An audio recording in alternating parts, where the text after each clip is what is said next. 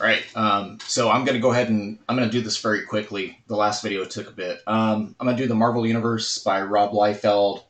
Um, Rob is a special dude to me. He gave me my first break in the big leagues and worked with him on and off the last 27 years, I guess, whatever. Did some Youngblood stuff with him too, but this is more readily available. It's the Deadpool Bad Blood hardcover book. 100 pages. I inked a ton of this. I was an inker slash finisher on a ton of it. So yeah, you can still find this book. I think it's out of print. I have not found it undercover since its release at this point, so I'm assuming it's out of print or they haven't gone to second print or whatnot. So, anyways, yeah, let's take a peek at this. Boom, boom, boom. Here we go. All right, so Marvel Universe by Rob Liefeld. First off, I'm going to say this is not everything that he has illustrated for Marvel. It's a select number of material. Like the other omnibuses, though, it's very large. I don't even want to guess the page count here. Probably it's in the hundreds. But the selling point on this, well, first of all, was the price point. Amazon was trying to sell it to me for $60, and I assumed it was a soft cover, just because the price point. And I noticed across the board online, most comic resellers have this between 60 and 80. The retail on it is 100, 127 Canada. So yeah, it's got all the early, the Marvel Comics Presents work that he did. These two books right here is what made me a fan of Rob. The Uncanny X-Men fill-in issue and the X-Factor fill-in issue. Later on down the road, I wasn't even aware about the Amazing Spider-Man annual, and I think it's because of that John Byrne cover. And I was not a Byrne fanatic as a young teen. I respected his Incredible Hulk run, and that was about it. Alpha Flight, I was on the fence. I was an X-Men fan. So anything X-Men, you'd be able to hook me if it had good art, good colors, and all that. Yeah, absolutely into that. All right, so let's see here. All right, starts off with a cool Hulk pinup. It's odd because this is like a decade between. This was from Onslaught, which is when my boys were young, and this is more like current. So mid 2000s to late 2010s. So this book right here, the early Rob work to me, I was getting into, trying to draw and learning a lot from Art Adams. And there we go, that's better. Learning a lot from Art Adams, and this right here just seemed like a style that was very relatable, just because of the Art Adams influence in it. And I think most of Rob's early work was the appeal, is it looked like Art Adams to me, for various reasons. The small the small dash tick details in the faces, the ability to make everything look dynamic. So early Rob made every 13 to 14-year-old feel like they could draw, like that it was a possibility. There was a level of unrefinedness to it that gave us that idea. So anyways, yeah, and early on you could see he was already utilizing the I think what it was is he was utilizing this thing here that Art Adams and Mike Mignola both were using a lot in their 80s work. And instead, he was using it more like texturing for like fades as stuff recedes back and stuff like that. But I think they were using it more for filler. And then Rob eventually started using it for filler when there was lacks of backgrounds and whatnot. Yeah, so yeah, a lot of this stuff, I know the the Hawk and Dove stuff and all that. I'm assuming it was earlier than this issue, but for me, being a big Marvel collector, it took a lot to get DC to get my money back then in the early '80s. I would have like $10 a month to spend on comics, so I had to. I did not grow up wealthy. Yeah, and then you can already see this type of panel work. Rob stuck to this. The crop design with the force perspective, the overhead views that they work really well with word balloons. And I know a lot of people are like hypercritical of him reusing these shots where it hides everything, but I don't feel like that's what it is. A lot of the times, I feel that because he's obviously capable of drawing scenes. Um, I often thought maybe if it's like word heavy that he was doing this to kind of compensate to still be able to show a little bit of the strengths that he had as a young artist because he had to have been like 20 something.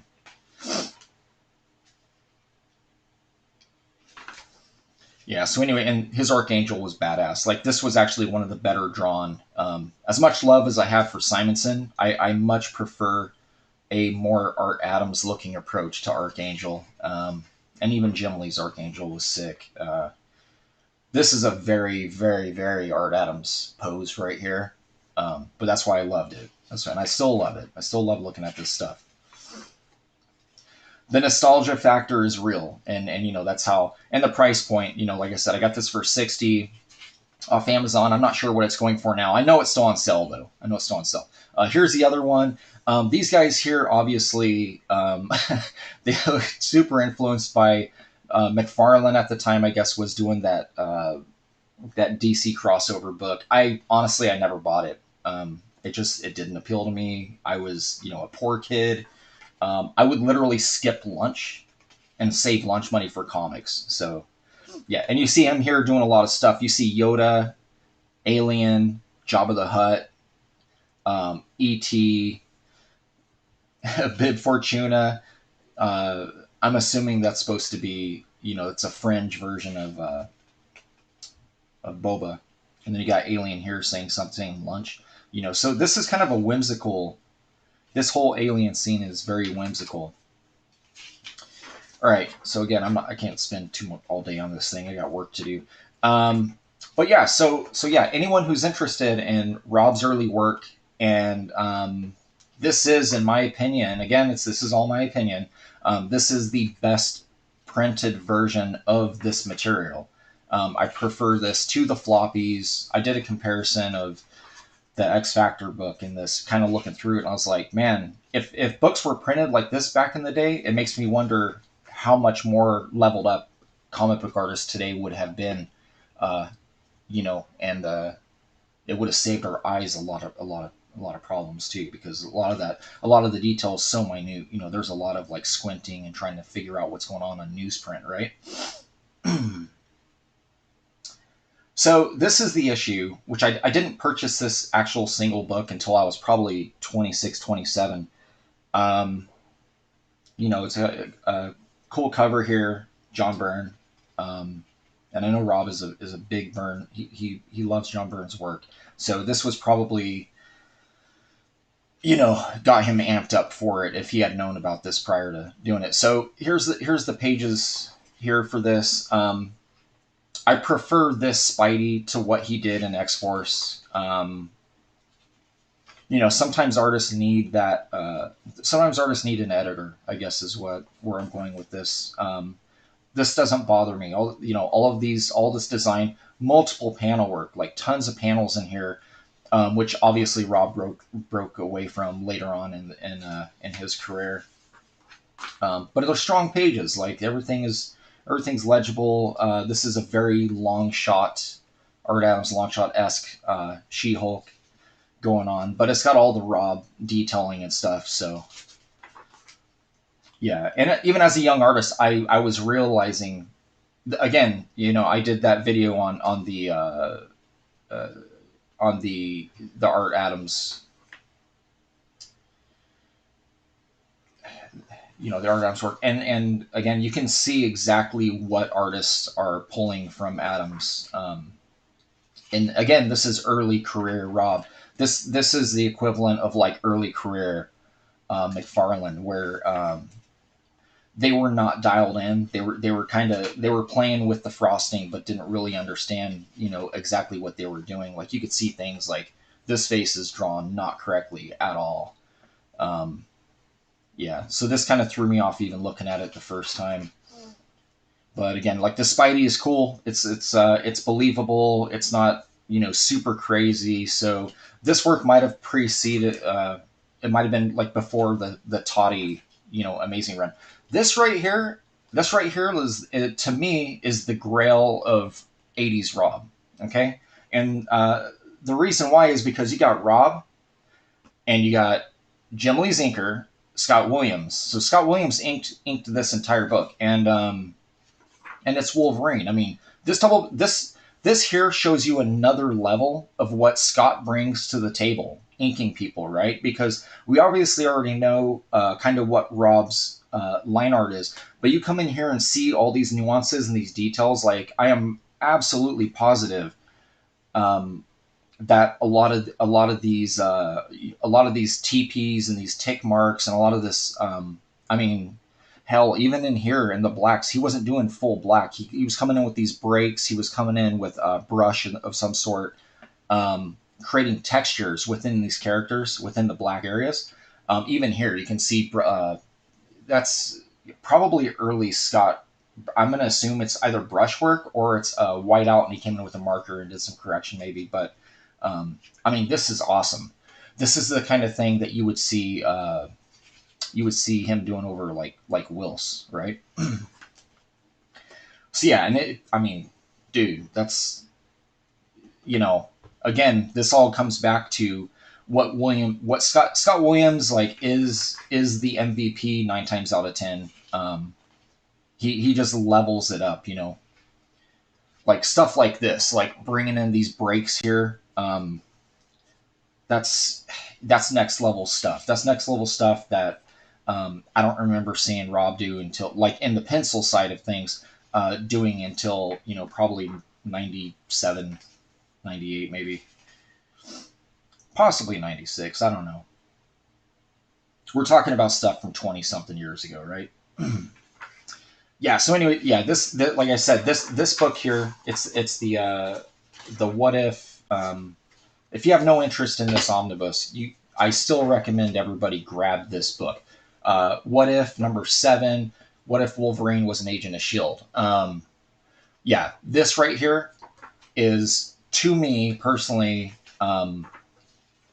It was Rob's apex in the '80s, and again, it's because of what Scott Williams brought to the table. The two of them combined made they made the perfect cake. So yeah, this entire thing, there's so much to be learned here, and I feel like there's more to be learned from the inks, but it does show you exactly kind of what again what Williams brings to the table.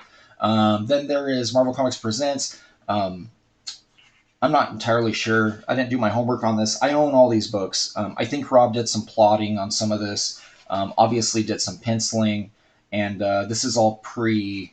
This is pre X Force. It all kind of blends into me growing up with this stuff, and they're very short stories, right? So they're just a serialized story that stops, goes into the next one. Um, yeah, and he had some help on some of these.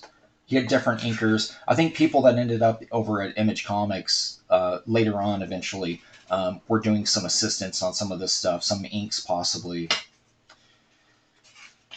some like that. Yeah, you got Chris Ivy and Joe Rubenstein listed as inkers here on this one. Yeah, and that obviously a very different look, a more cleaned up, almost redrawn. Like the detail in here, none of this would get a pass in today. If Rob were to see these pages today, I don't believe any of this would get a pass today.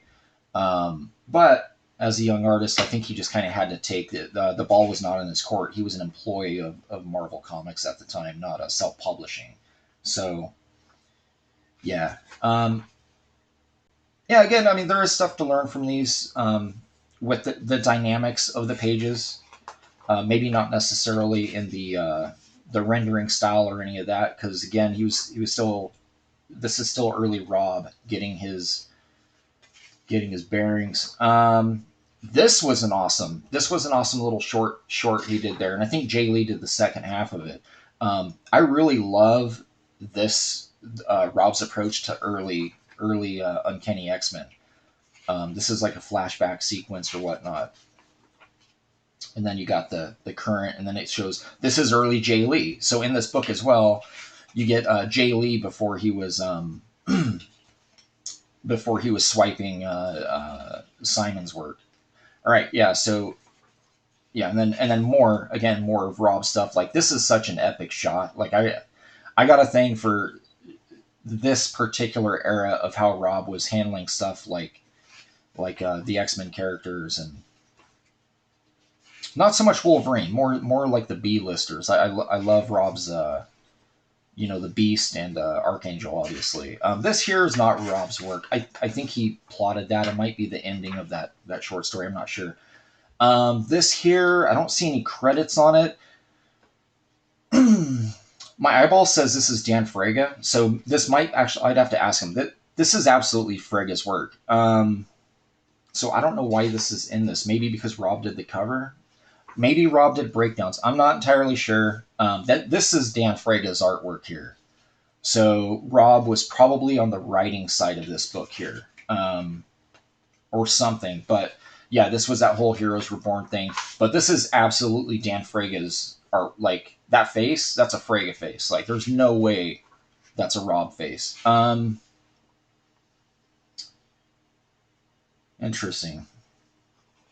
Okay, yeah. So this book also contains the Heroes Reborn, the Captain. I'm gonna skip all through this stuff. I'm not gonna all the Captain America books, right? Yeah, let's get through this. So Captain America. Anyone who doesn't know will never know. It was an interesting run.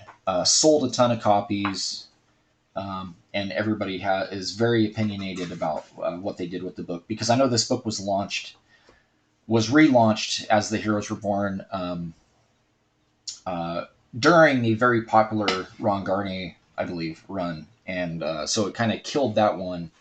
But whatever. I'm sure the sales in this were surpassed that run. But regardless, caught some readers off guard. You got some yeah, you got some chap work in here, and this is all. I think Rob did fill in pages on this because this is Chap's work. So that's Chap as well. Chap was, in my opinion, Chap was one of the top 5 artists at Extreme, easily. Yep, there it is. There's a Liefeld double pager. A couple more. Yeah, so they were splitting the book. So this was, yeah, and that's a very cool double pager there. This is all Rob. And then let's see here, more Avengers. So I'm assuming Rob has some splashes or pinups in here. Yeah, I'm pretty sure that's a Liefeld page. Not entirely sure. Okay. Anyways, and then it also might just be because if Rob was coming in doing pages later on, they probably gave you the second book so that you would also be able to understand this if you're reading this as a story in this book. This is not an art book. This is essentially the books that Rob was affiliated with that were being published through Marvel. That's a Rob face. Joe Weems inks. He actually had this on hand. He was selling this page up at a show I did up in San Jose. So yeah, I know this was Weems. I saw the original. The original page of this is badass. It was very, very good. Good inks. Joe Weems is an elite inker. He knows what he's doing, and he brings it. Yeah, okay. So it's the big fight. Ian Churchill finishes it off.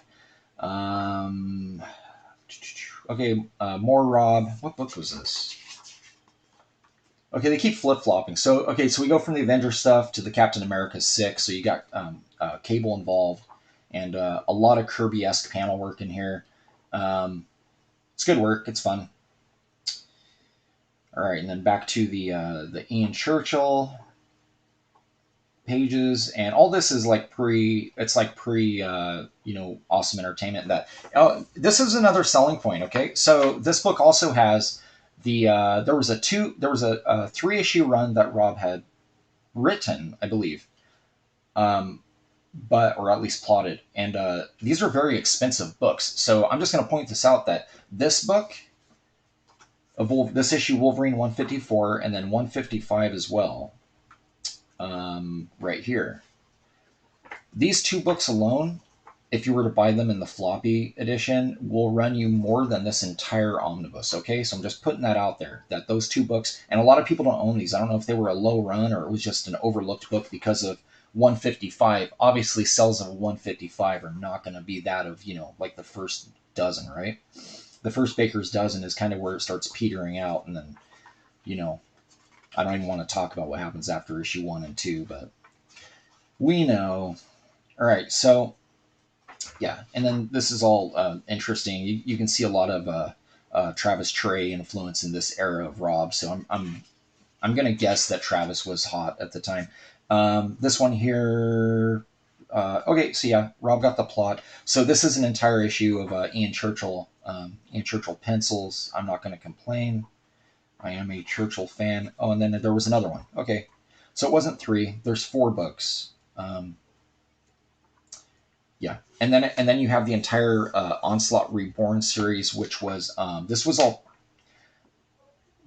all pencil scan, straight to color, and this to me shows that Rob is capable of being a tight penciler and going straight to color, and you can actually see a lot of the grittiness of kind of where he might throw in lines and stuff that an inker might omit, and to me as an artist, I think that kind of stuff is cool. So.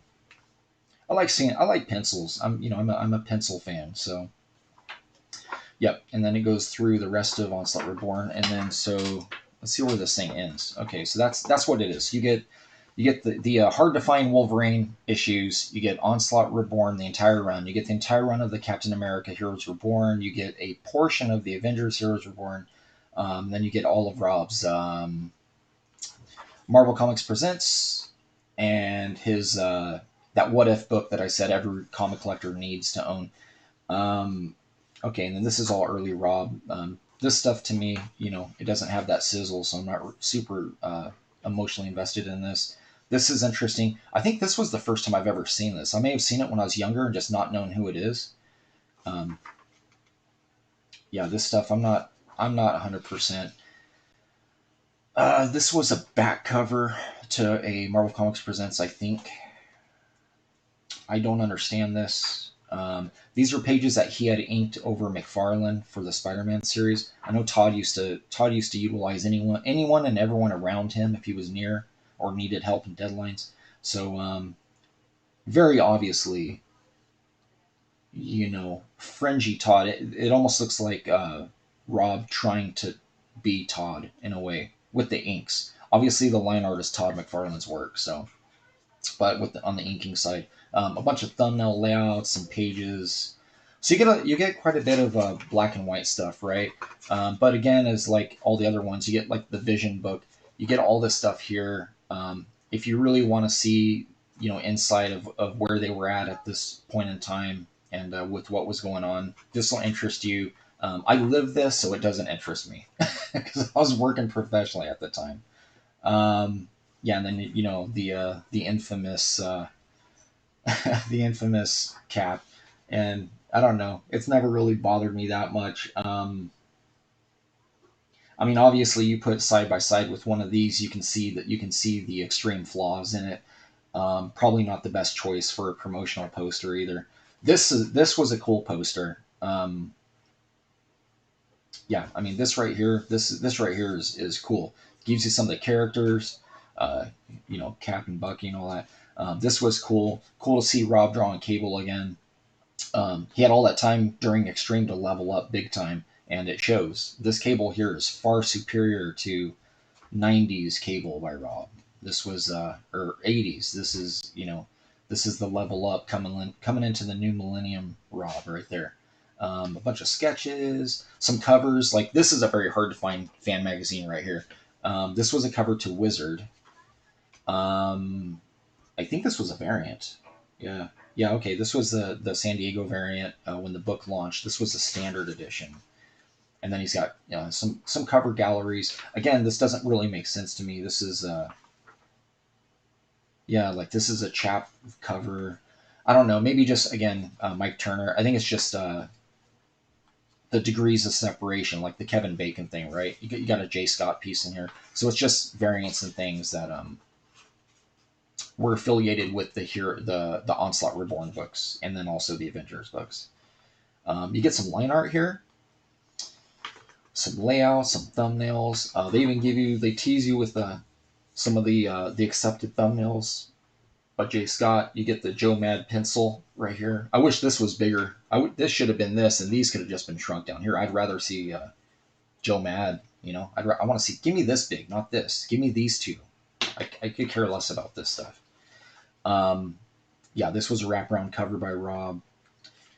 I don't remember ever seeing him draw Doctor Strange. This might be the only time. Um, I bought this book because I thought the cover was cool, and then I was very happy. This was a square bound book, and then I was very happy with the back cover too. I like this. I like these colors. I don't know who the colorist is on this, but these are more like an ink pigment color. This is not like digital. This book, I mean, this book I feel like put Rob on the map a lot. I don't think he did the interior. He did not do the interiors to it, but yeah, Rob and McFarlane inked it. But the design of this cover screams what's to come, right? With Extreme Studios and all that. I mean, this right here, this straight up could be flipped into a Berserkers piece.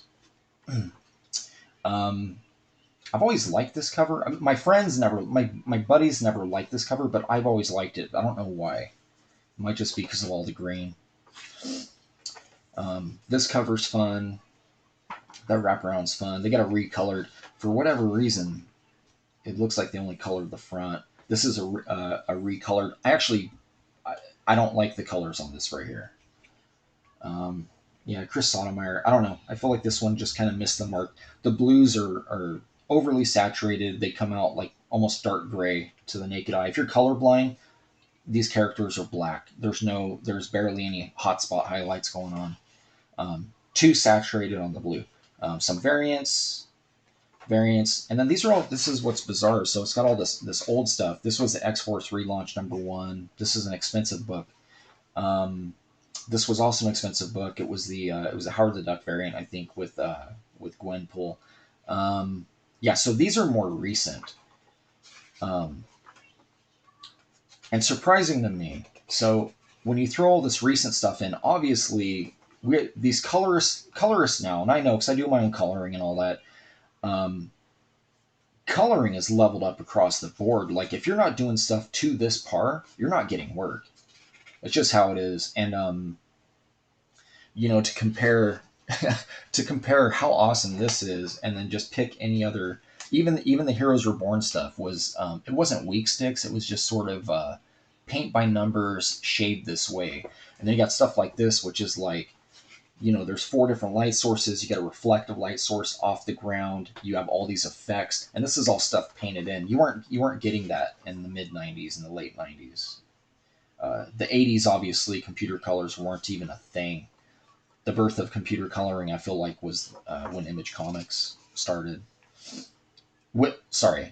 Detailed computer colors. So yeah, and again, like I will say the silver lining of this newer work back here is that these are all variant covers, and they're all expensive. They all run about 30, so you can attain these covers in this volume without having to drop some change just to get the floppies. So yeah, I like the colors to this. I like the color selections for the brown. They got some texturing, and then I like the effect of it looking like like he just came out of like a fiery building or something. There's like some glow.